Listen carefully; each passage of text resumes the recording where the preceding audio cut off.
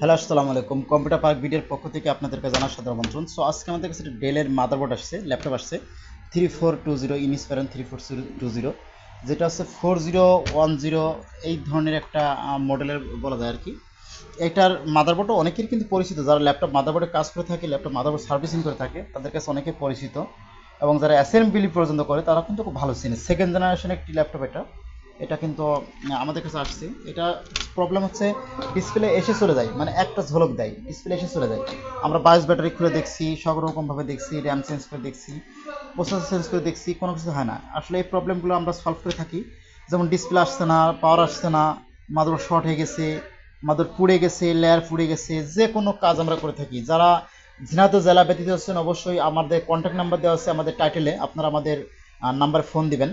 এবং যারা ঝিনাইদহ বাইরে আছেন, আপনারা আমাদের কুরিয়ারে পাঠাতে পারেন অথবা সরাসরি আমাদের দোকানে আসতে পারেন। আর ঝিনাইদহ জেলা ব্যতীত ভিতরে আছেন, অবশ্যই তারা আমাদের সরাসরি আমাদের দোকানে আসতে পারবেন। যারা দোকানদার আছেন, যারা দোকানদাররা কাজ করছেন, কম মূল্যে কাজ করাবেন, তারা আমাদের সাথে যোগাযোগ করবেন।